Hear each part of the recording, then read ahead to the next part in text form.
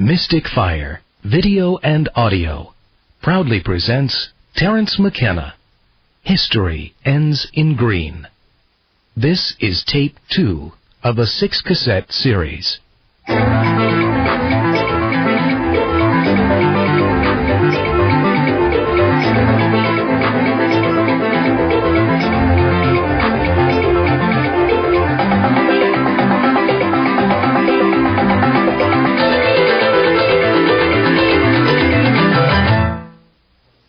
Well, psilocybin, once encountered in the diet, acts very quickly to outbreed non-psilocybin-using individuals because, like many indoles, if there's a small amount of psilocybin in the diet, visual acuity is measurably increased. And Roland Fisher did work on this in the early 60s. Well, you can see that if an animal that is living by predation, and also it's thought by the people who disagree with this theory, the people who do not think that mushrooms played a major role in human evolution, believe that the throwing arm is the unique human capability, and that when you see a pitcher get a ball across a plate, what is it how far is it from the pitcher's mound to the plate? 60 feet. That kind of control on an object hurled at that speed, no other animal can do anything, even approaching that. And that this hand-eye coordination gave us our leg up, literally, or our arm up, to be able to knock out large animals at a distance. Well, even if you believe that theory, you see it too depends on a very close coordination of hand and eye. Well, if you bring into this a chemical factor in the diet, which increases visual acuity, animals that are allowing this item in the diet will very quickly outbreed the non-mushroom users. And I submit that this happened. Then further accelerating the tendency toward preferential use of mushrooms is the fact that at higher doses, but still sub-psychedelic doses, these same mushrooms will trigger arousal, general CNS, central nervous system arousal. But this also includes then sexual arousal and erection in males. Well, so what does this mean? It means that it's a party drug at that dose. It means that there is this impetus to copulation in a situation in which the better hunters have been more successful at getting food, so this increased copulatory activity and subsequent increased number of births is happening in an environment with an increased food supply.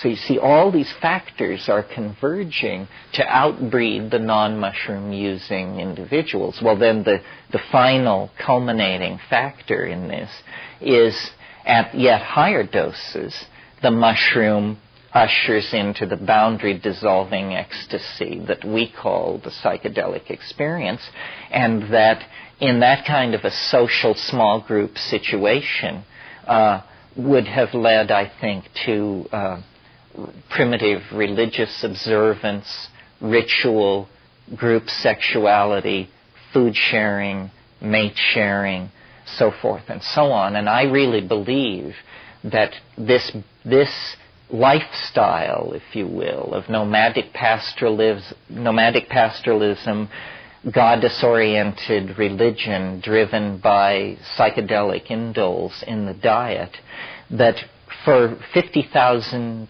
approaching 75,000 years, this is how people lived.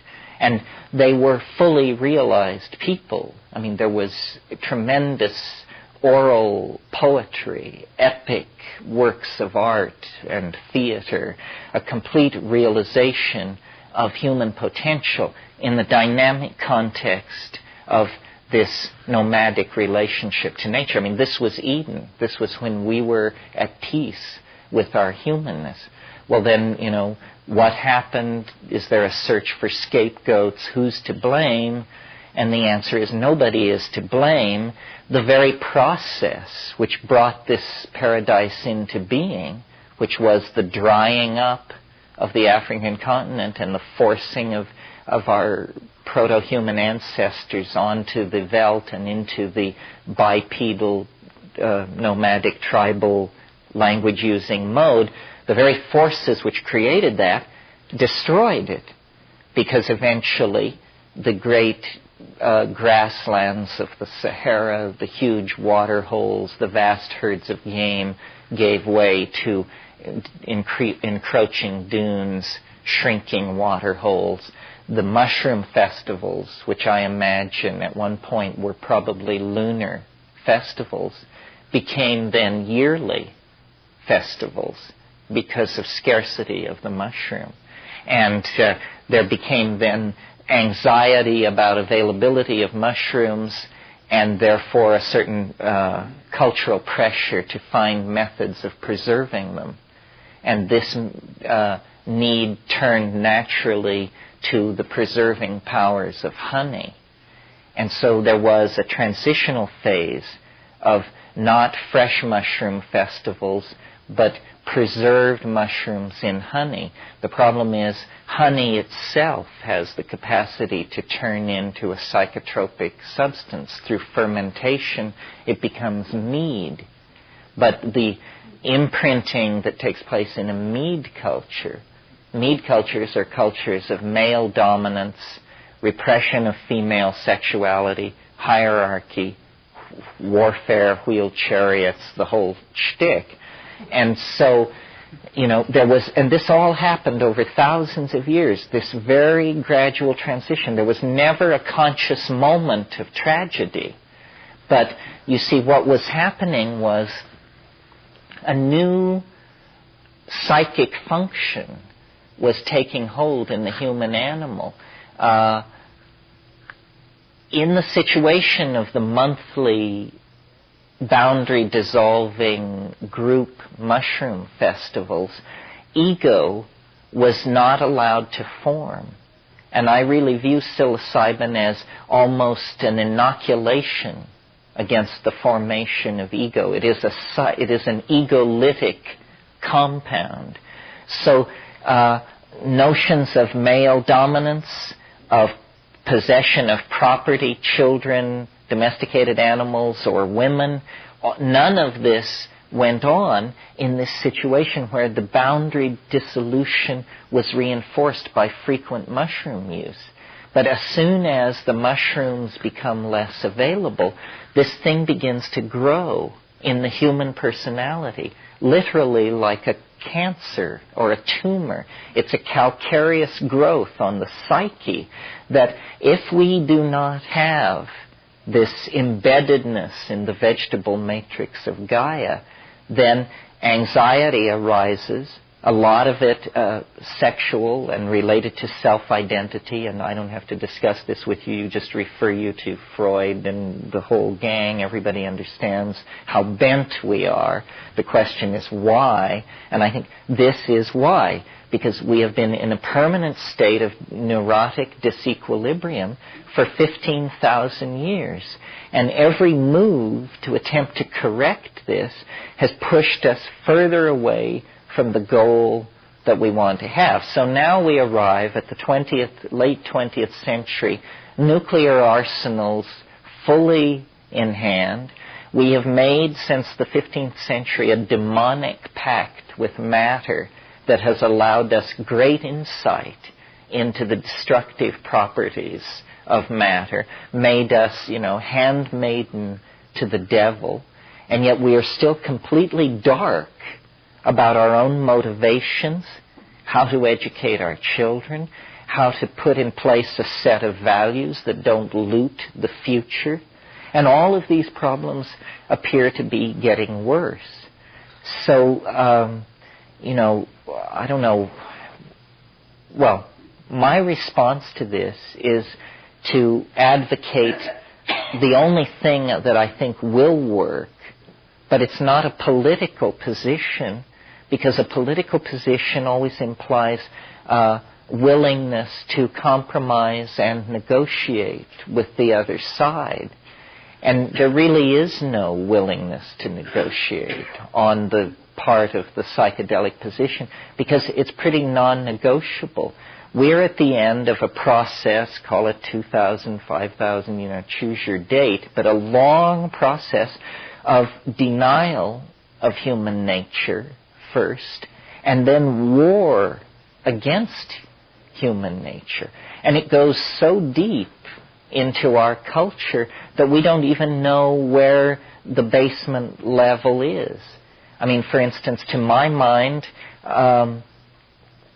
monotheism, which is the great intellectual edifice of the West, it touches the three major religions of the West that have developed in a continuous strain since Abraham.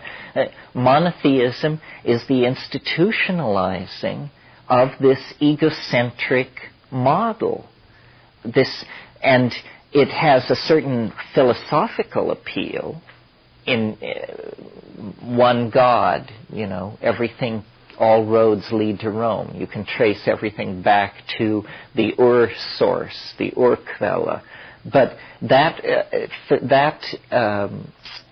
anal retentive appeal in itself takes place within a context of values of male dominance, print-created linearity, uniformity, so forth, and so on. And I think what we have to get into is real permission for sloppiness, for loose-endedness, for the abandonment of any myth of closure, that there is no closure. There are models and there are questions, but all models are provisional. And anybody who says they have answers is highly, highly suspect. Too many people claim answers. What's being claimed here is a technique, and then you figure out your own questions and your own answers. And it's different for everybody.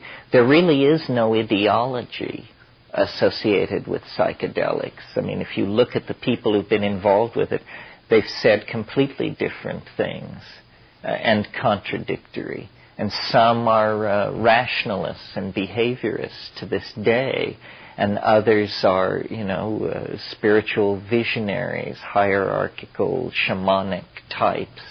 The main thing is to reclaim the experience as the first step toward being politically empowered in order to act.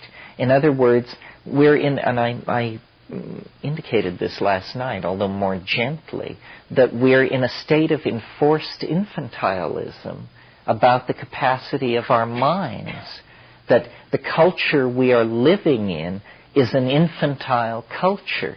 Now, we look back at the Victorians putting pants on the piano legs, and we just shake our heads and say, those poor misguided people. Well, but that's only 4 generations ago. We have similar weirdness going on in our own culture, but about the mind. I mean, we look askance at the mind the same way that a Victorian nanny is uncomfortable in the presence of bare furniture. We fear it. We don't want to look at it. And to my mind, most of the techniques that come out of the New Age are based on a guaranteed lack of success. That's what they offer. Because the last thing anybody wants is real change. Because real change is uncontrolled change. The issue that hovers around the psychedelic experience, it was mentioned last night, it's strong in my life. I haven't found any real solution other than hold your nose and jump. But the issue is surrender. This is something real. You don't find people going into the ashram in the morning to meditate with their knees knocking in fear because of how terrifying and profound they know that meditation is going to be. But if they were going in there to smoke DMT, they would be fully riveted on the modalities of what was about to happen. I mean, we can tell shit from shinola. It's just that we don't always prefer shinola. And I'm not like, I don't advocate it. You know, people, like sometimes there are people who are disappointed because they say, well, how often do you do it? Well, the answer is not very often. I mean, if I can get it in a couple or 3 times a year, I feel like I'm hitting it pretty hard. And the more successful it is, the less often you have to do it.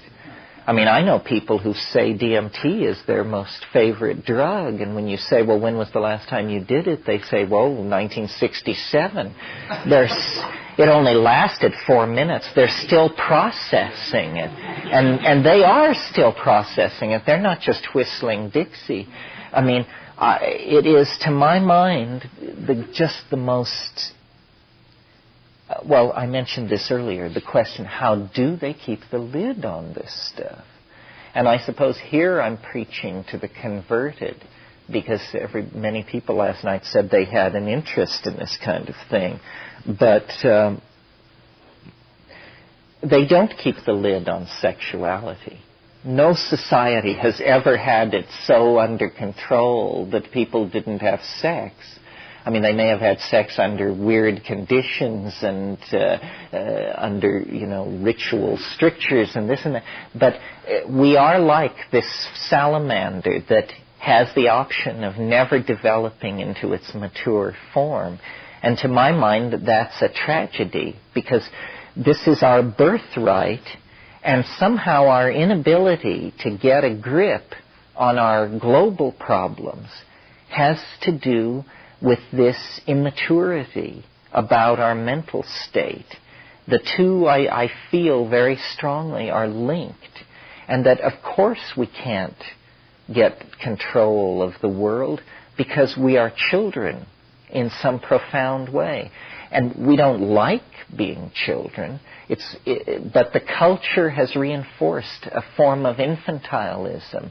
And the way I explain it to myself is, it's a kind of unwillingness to go it alone on a certain level. I don't know how many of you remember in Brave New World, Huxley's brilliant dystopia, but there's a scene in there where Bernard, who is the guy who's out of it in the novel because in his fetal fluid they got an alcohol contaminant. And so he's different from everybody else in this society, and he occasionally has original thoughts. And he and his assigned girlfriend for the evening, or whatever she is, are in a helicopter, and they sweep out past the crematoria where they're recollecting elements for reuse. And he suspends the helicopter over the Black Bay, and she immediately becomes very agitated, restless, anxious, and pleads with him to return to the city. And what it is it's her anxiety over being alone in the presence of nature. She literally can't take it.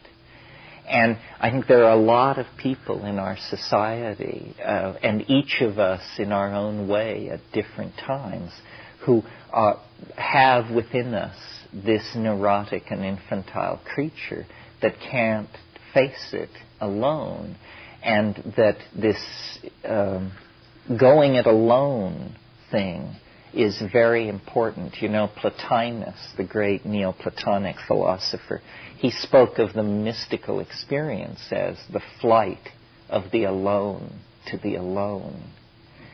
And in the psychedelic experience, there is this issue of surrender, because a lot of people want to diddle with it. They want to be able to say they did it, but they don't ever want to face an actual moment where they put it all on the line. And yet the whole issue with this stuff is to let it lead, to let it show what it wants to show. So somehow, individually, we have to reclaim our experience.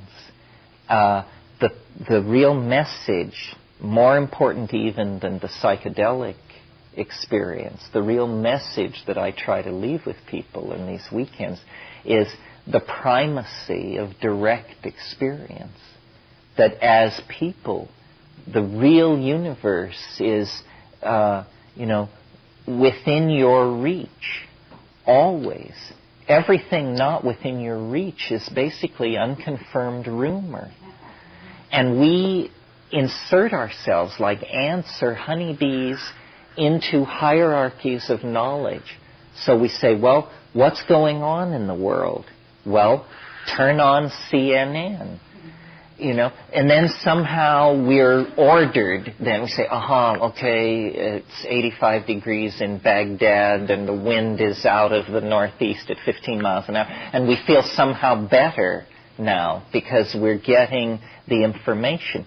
But what we have done is sold out direct experience. And all institutions require this of us, that we somehow redefine ourselves for the convenience of the institution.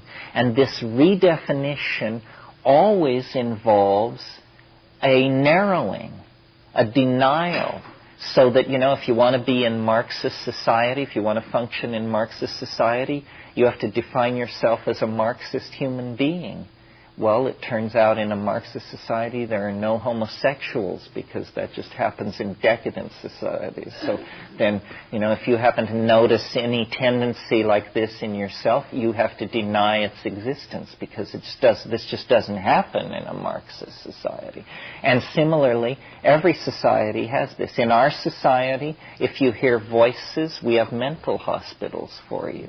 If you have vast visions of the future, we have drugs that can help you and make this go away. So then somehow in modern society, the discovery of psychedelics is the discovery that all of this cultural machinery is just Wizard of Oz stuff.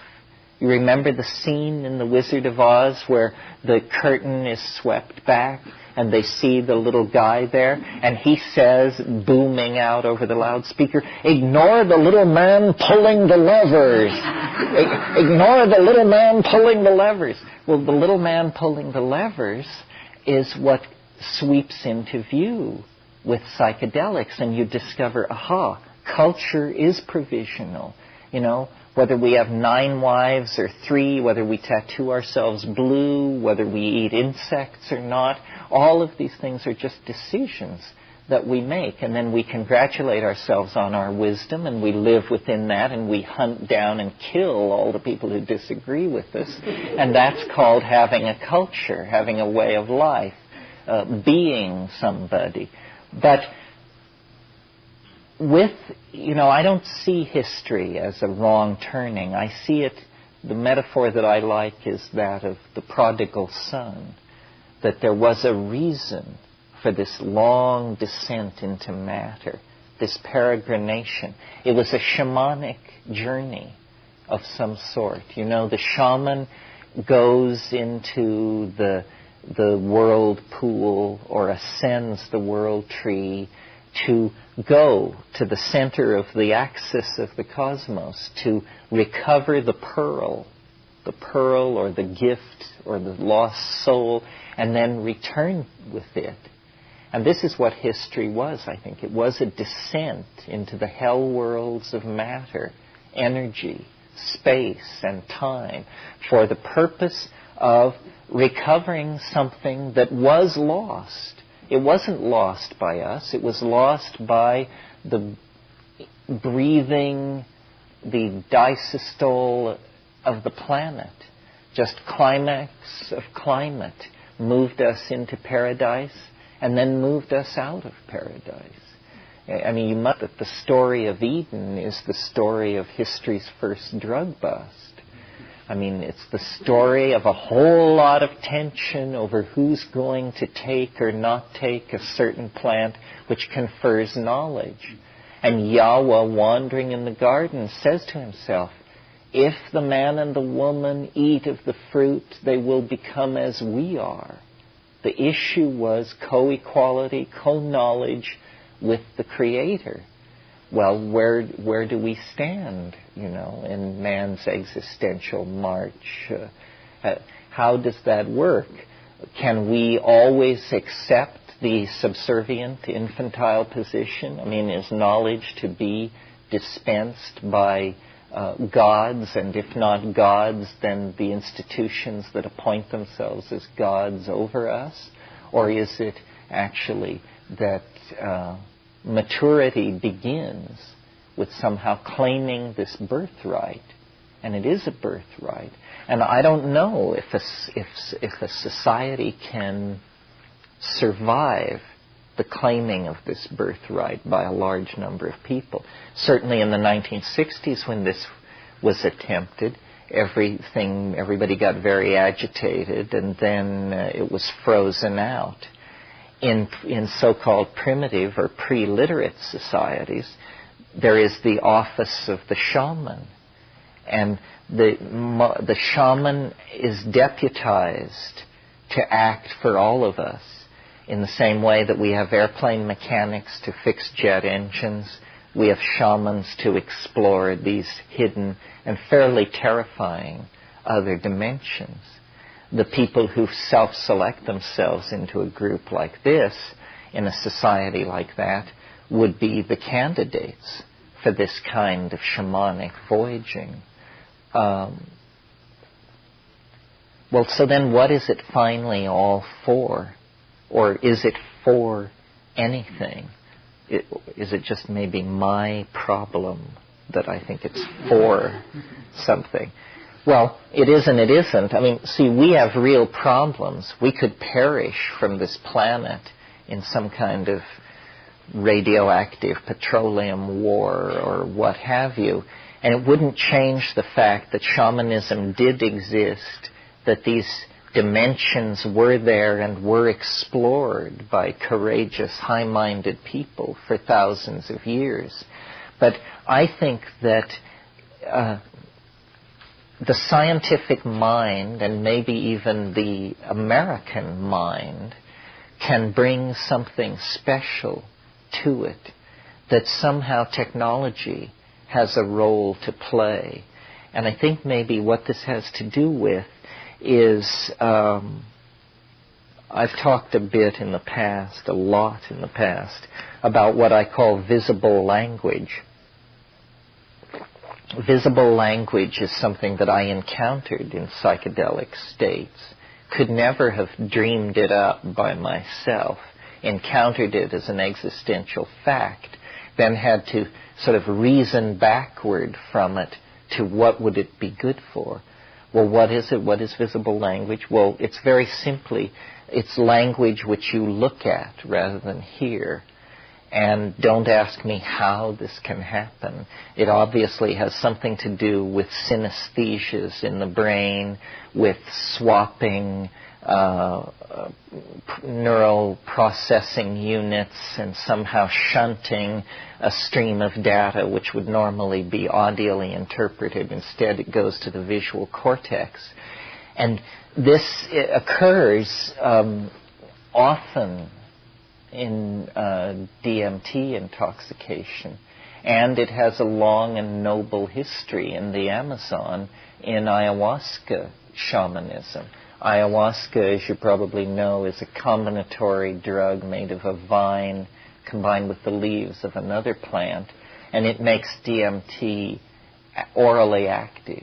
Normally DMT is destroyed in the gut, but you take it in combo with this other thing, beta-carboline, and then it's active. Well, in the Amazon, these people sing what they call icaros, magical songs. And these magical songs are given to them by the spirits, whatever those are, invisible entities. But the magical songs are invariably criticized pictorially and sculpturally rather than musically. Nobody ever talks about how these things sound. People only talk about how they look. And I had read about this and heard about it and went down there and spent time. Again, curiosity is the only method, poking around. Finally got somebody who knew how to brew this stuff to make this happen. And, you know, I had seen it before on DMT, but on DMT it's somewhat out of control. It's as though your entire syntactical engine has sprung out of your chest and is rattling around on the floor in front of you. This concludes Side A. Well, first of all, notice language, ordinary language. What a weird thing it is, and yet we do it with such facility. We almost all of us can do it. It's a very severe impairment on your humanness if you are language deficient in any very serious way. Blindness is as nothing to being seriously language deficient, so forth and so on. So it's really the defining thing for us. And yet, you know, it's almost like a half miracle. I mean, you can study it. There's no problem with getting vast samples of it, tape recordings. We can analyze it syntactically. There have been many theories of syntax, philosophies of syntax. And yet, what is it? How can we make meaning with such facility when the rest of nature seems totally unconcerned with this? And what is meaning, anyway? Why is it so important to us? We say if there is no meaning, if life has no meaning, it's not worth living. Well, how do ants and bees and scallops stack up on that opinion? Do they also feel that meaning is the quintessential aspect of reality? And yet we make it. We make it out of ourselves. And then we get together with somebody else and we try to make meaning. We say, you know, you and I could have an affair, or you and I could start a business. This will have a lot of meaning for us. And, you know, we'll make money and buy more meaning. Whatever it is, and C.B. Broad wrote a book called The Meaning of Meaning, which deals with it in about 400 pages. But whatever it is, it's very important to us, and it seems to have different modalities. For instance, dance can have meaning, painting can have meaning, spoken or textual words have meaning. But because of biases in ourselves as an organism, what seems to have the most meaning is what we can see.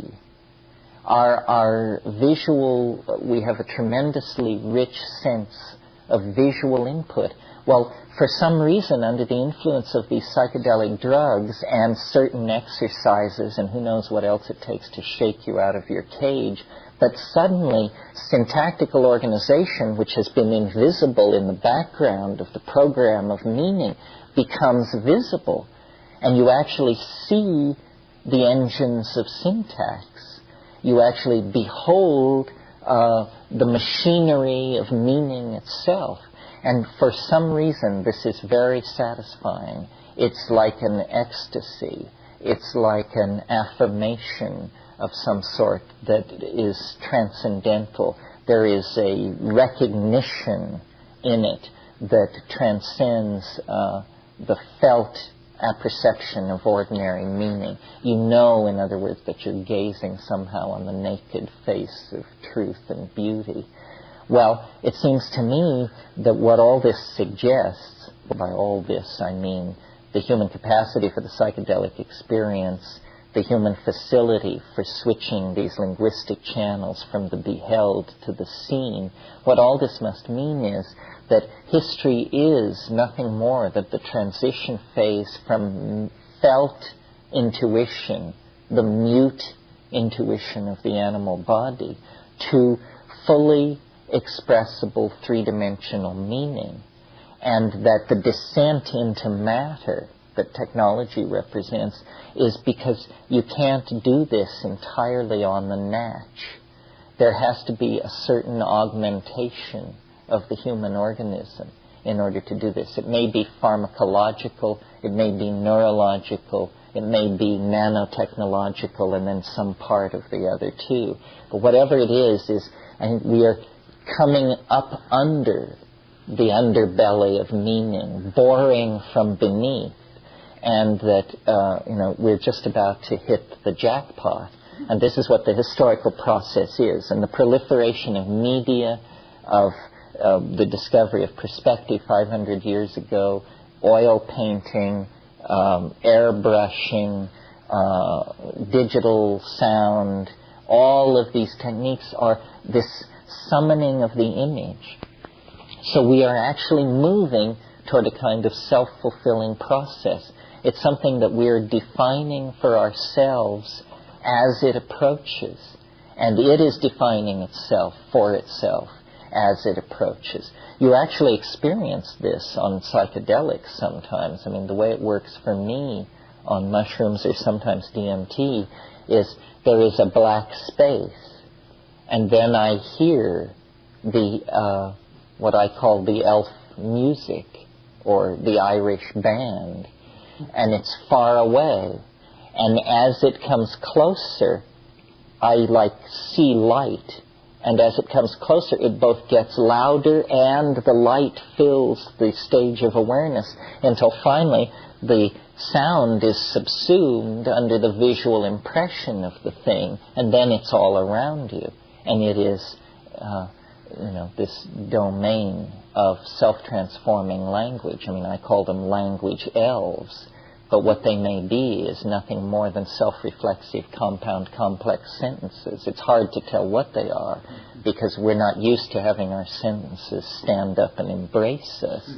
But nevertheless, the nature of reality is fractal, and it can't have been lost upon any of you that in a fractal universe, text is composed of characters, the characters of a given alphabet.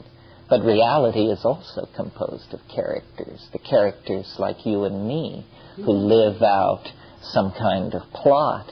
Well, when you get characters into a text, in other words, characters made of characters, then you begin to feel the textual richness and the linguistic richness that seems to be not in the forefront of reality, but actually to lie behind it. I mean, the final conclusion, not the final conclusion, that would be preposterous, but the most recent conclusion that I'm coming to looking at the psychedelic experience is how phenomenally text-like reality is. I mean, it's more text-like than one should decently say. This is much more like a work of art than anything recognizable from my physics class. I mean, my physics class was about atoms and electrons and momentum and conservation of energy. My literature class, on the other hand, was all about personality, motivation, history, precursive active, anticipation of action, willful suspension of disbelief. And these are the things that I see actually going on around me. And so it's strange as we decondition from the being sold from the top worldview of Time magazine and Scientific American and the Wall Street Journal. What we discover is ourselves active as art in a work of art. This is what the reclamation of experience seems to give back to us, is ourselves as very complex objects. You see, in the institutionalized world, we are defined always in ways that stress our similarity. We hear about voters, and I'm a voter. And we hear about women, and many of you are women. And we hear about yuppies, and we hear about the middle class, and we hear about those with liquidity in their portfolios. But everything is presented as a member of a class. We are always presented to ourselves as members of some class, and yet we experience ourselves as unique objects. But there is no reinforcement for that experience of uniqueness. I mean, you have a lover and they say, I think you're wonderful and very special. That's about all the reinforcement for your uniqueness you get. And your mother also tells you this. But then you take a psychedelic plant and you discover, hey, I'm Christopher Columbus. I'm Magellan. I could be anybody. I'm not defined in these narrow ways. There are doorways in my reality to areas of experience as large as the area of experience that Christopher Columbus or Magellan took as their province. But it's all, this new freedom is achieved by directing attention back at the individual. So, a lot of the debate and talk that I hear is about saving and restructuring institutions and that sort of thing. I'm not very much interested in saving and restructuring very many institutions. I think institutions have done us about all the good we can stand at this point. And, but then they wave the black flag of anarchy in front of you and say, oh, well, you're just an apostle of chaos and madness. Chaos, yes. Madness, maybe. But disorder, never. This surrender issue, when translated out of the realm of the individual and into the realm of the collectivity, we all, as a society, must also surrender to what is happening to us, because I think history is some kind of psychedelic experience, and it isn't. There's nobody around who has the right plan. So it isn't about how we need to locate the people with the right plan and then give them a lot of money and get out of their way. It doesn't work like that. The right plan will emerge almost simultaneously in everybody's mind at the same moment. And in the meantime, we all are going to have this sort of half-baked plan that we can't articulate, that we can't quite bring out. It's a quality of the time. I'm going to talk this afternoon more about the quality of the time. But we can't think any more clearly than we're thinking at the moment, when we're thinking at our best. Part of what history is a clarification of the human situation. And I think you have to press the envelope. You have to keep your nose against the glass, forcing the definitions into ever new territory, but not anxiously. It's like a growth process. We can't evolve any faster than our language evolves. The language is the thing in which we're embedded. So the use of technologies like virtual reality, or drugs like psilocybin and DMT, or practices of various sorts, if they prove effective, to put pressure on the evolution of language. All spiritual disciplines, properly analyzed, can be seen to be courses, language courses, to get you to think a certain way, to get you to carve out of the background of undifferentiated data certain things which you previously couldn't see, auras or acupuncture meridians or states of disease. I mean, it can be anything. But the mind sensitizes itself to phenomena by following language into the forest of the unknown. And most people have no stomach for this kind of thing. Prefer to stay back in the village and just kill time grinding wheat and drying meat around the fire.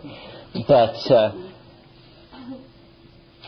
you can almost make a kind of a fractal quasi-reductionist argument and say that people are like electrons, and you don't learn what electrons really are until you get just one of them off by itself somewhere in a magnetic field, in a vacuum. And then you see what electrons are. If you have millions of electrons, then you have an electrical current. And an electrical current operates according to laws and rules and constraints completely different from an electron. And what we have done very perversely as a society is taken the laws of large numbers, how 1 million people act, how 10 million people act, and then we have applied it back to ourselves as individuals. Said, well, why am I not happy? 70% of everybody does X and I don't, and I'm not happy then. Trying to redefine yourself as against a very large body of statistical data. All of this is dehumanizing. All of this is bad mental hygiene, usually quickly cleared away by psychedelics. Because what they show you is, that you are unique, and that the confluence of space and time that you're operating in is unique, and that any model that is put forward is, number one, provisional.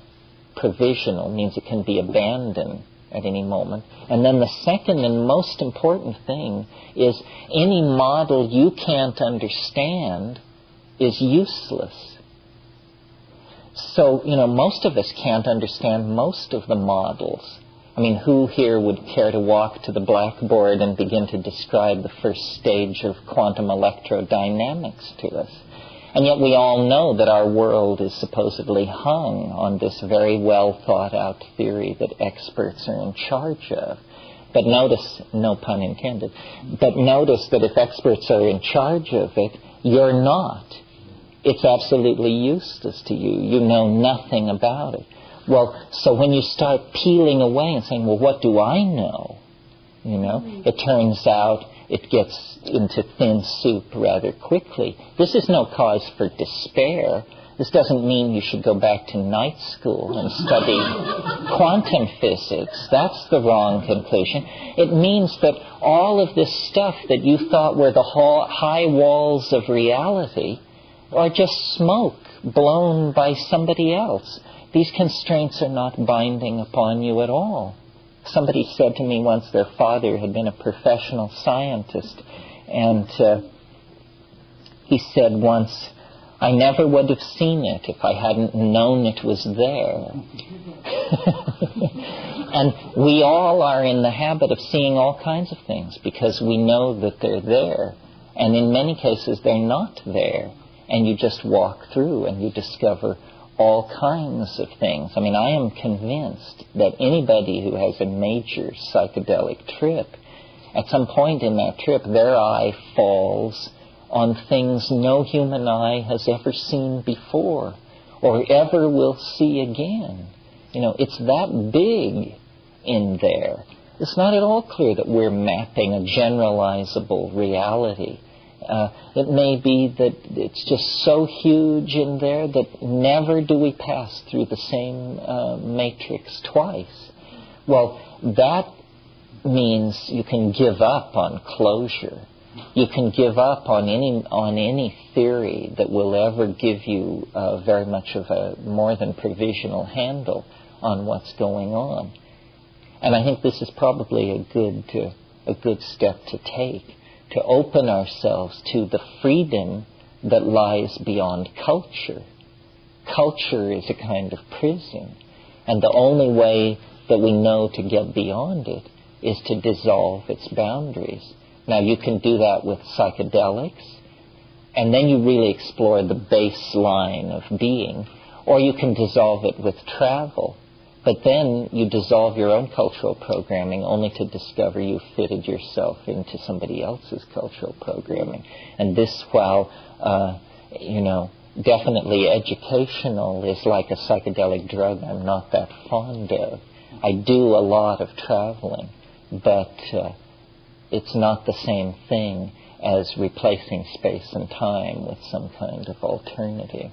That comes from doing the hard work on 5 grams in silent darkness. And really what you see, I think, is the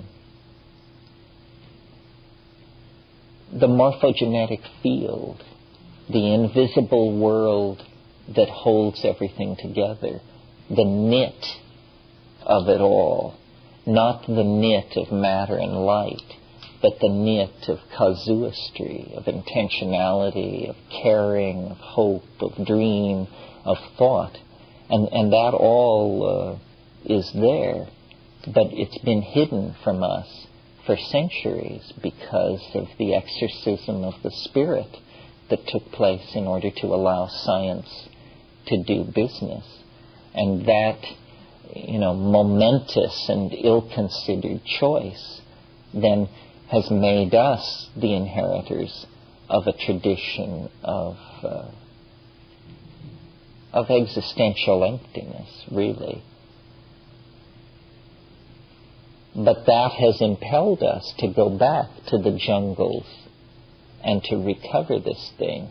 It's all of a piece, you see. I mean, these people in the Amazon and whatnot were keeping this cultural flame burning. But these cultures are now all dead. They are either dead or in a state of advanced, suspended animation. I mean, the best anyone hopes for when they go to a rainforest culture is that it be somehow resisting the change all around it. There's no rainforest culture that is elaborating new forms and thriving on its own terms. So all the things that were learned, the legacy of the ancestors, is now laid basically at the feet of this high-tech electronic society.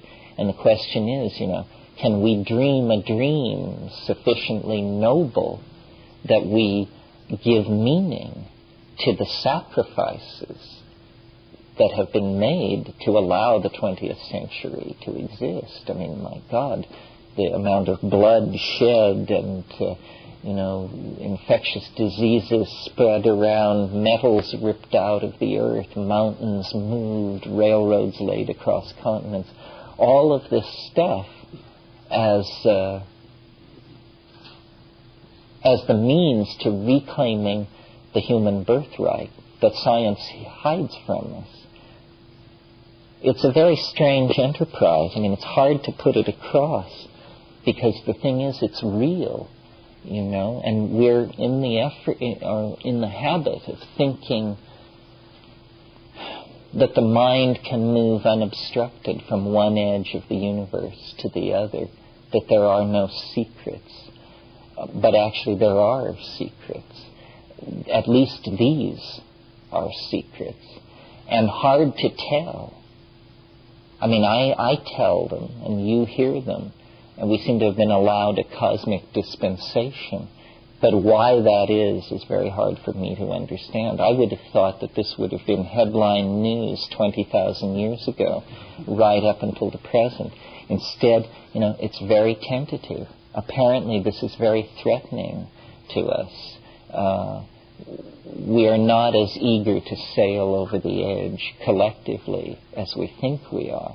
So then it becomes the function of the shaman, the gadfly, the go-between, to carry information back and forth between these worlds. I'm convinced that if there were no shamanic pipeline, there would be no human life as we know it on this planet. I mean, there could be climaxed animal life. There was no need for this higher order linguistic style of self-reflection to come into being. It's that something is plotted, something is working itself out in us. We are the cells of a much larger body, and like the cells of our own body, it's very hard for us to glimpse the whole pattern, the whole of what is happening, and yet we can sense that there is a purpose and there is a pattern. Well, the way you connect the pattern with the lower level is by dissolving the boundaries of the ego and the self into this larger thing. And then it's found to be there, reflective on many levels. It doesn't require a mechanism. Everything is obvious. If things don't appear simple to us, I think it's because we haven't thought about it long enough. Well, so that's sort of a survey of some of this stuff. Thank you very much.